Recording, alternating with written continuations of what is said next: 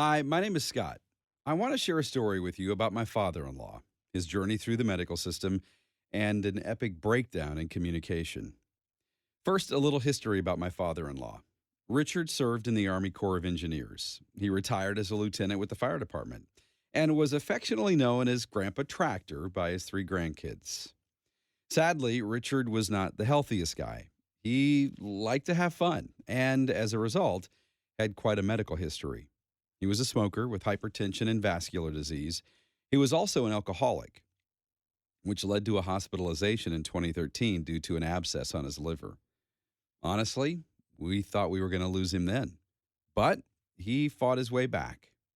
During that hospital stay, we learned that he had an aortic aneurysm, which, of course, is often a ticking time bomb.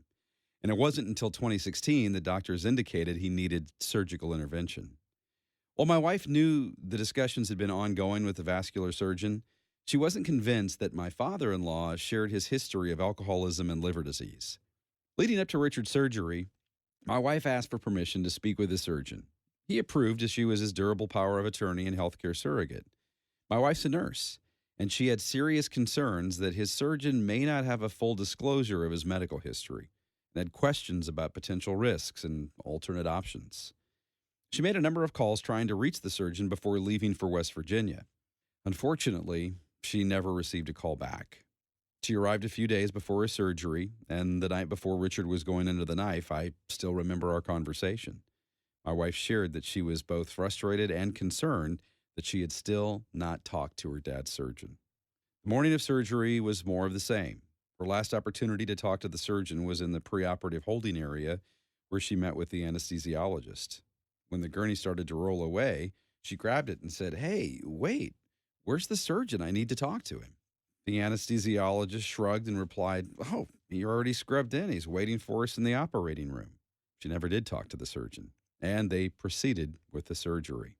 About 8 hours into what was supposed to be a 7-hour surgery, my wife sent me a text that simply said, "Pray.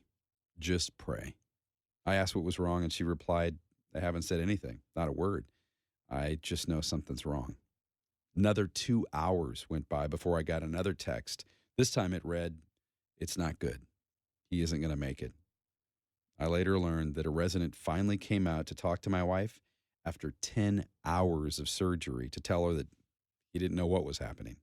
After learning that he'd received 20 units of blood, she told the resident to stop. They both knew it wasn't going to end well and that she wanted to say her goodbyes.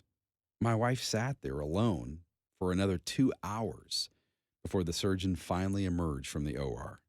I'll let her tell you the details of that conversation.